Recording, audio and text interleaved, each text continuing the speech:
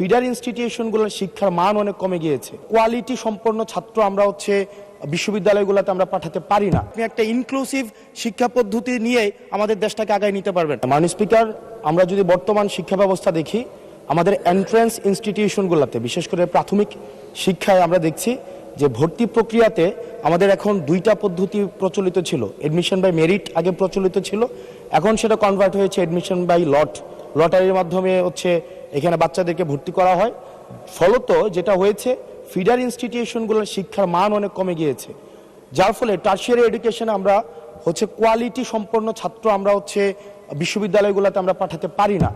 এখন মাননীয় মন্ত্রী মহোদয়ের কাছে আমার প্রশ্ন থাকবে, এই যে প্রাইমারি স্কুলে বাচ্চাদেরকে ভর্তি করানোর ক্ষেত্রে আমরা কি ভর্তি প্রক্রিয়াটা আমরা পরিবর্তন করব কিনা, নাকি এই যে এডমিশন বাই লটারির মাধ্যমে আমরা নিব এবং মেরিটকে আমরা সবসময় দমায় রাখবো, নাম্বার ওয়ান।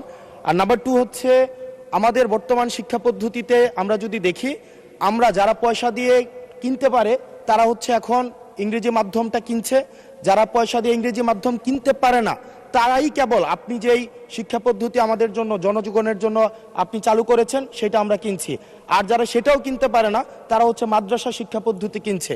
আপনার কাছে প্রশ্ন যে আমাদের বর্তমানে একটা দেশে এই তিনটা শিক্ষা পদ্ধতি যেটা অর্থনৈতিক অবস্থার উপরে নির্ভর করে চলে, এই তিনটা শিক্ষা পদ্ধতি জিয়ে রেখে আপনার কি মনে হয় যে আপনি একটা ইনক্লুসিভ শিক্ষা পদ্ধতি নিয়ে আমাদের দেশটাকে আগায় নিতে পারবেন? ধন্যবাদ।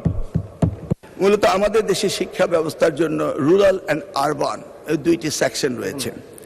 এখন গ্রামীণ জনপদে যে প্রতিষ্ঠানগুলো রয়েছে সেখানে প্রি প্রাইমারি স্কুল রয়েছে এবং ছাত্র সংখ্যা এতটা কম্পিটিটিভ নয়, সেই কারণে সেখানে ভর্তি সমস্যা তেমন একটা হচ্ছে না। ঢাকা শহরগুলোতে আমাদের এই প্রাথমিক স্তরে ভর্তির একটি সমস্যা রয়েছে। এই জটিলতা নিরসনের জন্য বিগত সরকার লটারি সিস্টেম করেছিল, যেটা আদৌ আমার মনে হয় না যুক্তিসঙ্গত।